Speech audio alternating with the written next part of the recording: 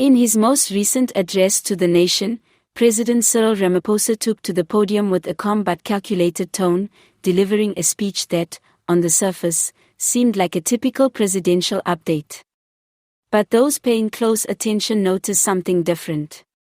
Behind the carefully chosen words and polished statements were deeper signals, hints of political unease, strategic positioning, and silent warnings.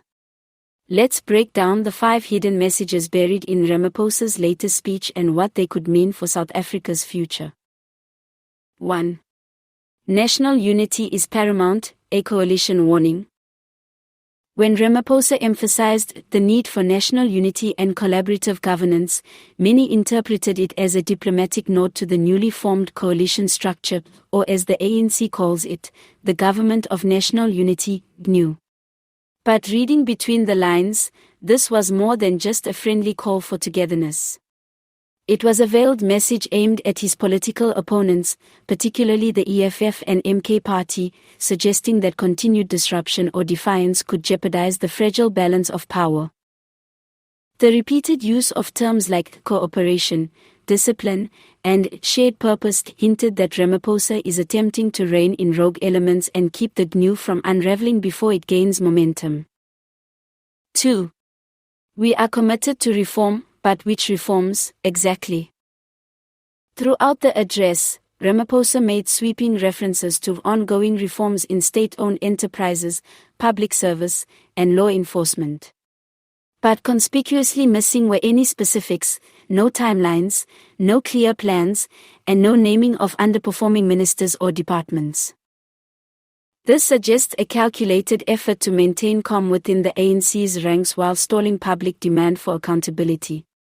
By keeping things vague, Ramaphosa shields allies who may be under pressure while buying time to navigate the internal party politics that threaten his authority.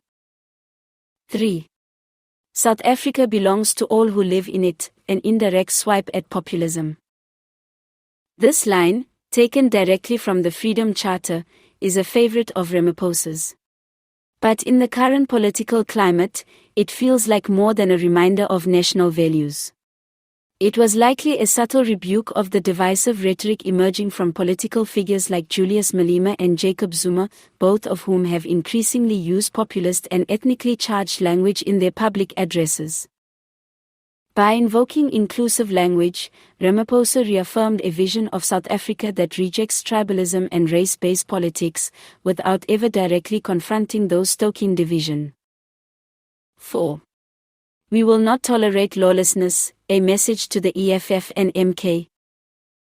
Several times during his speech, Ramaphosa made stern remarks about respecting the rule of law, condemning disorderly behavior in our democratic institutions, and promising consequences for those who undermine parliamentary integrity.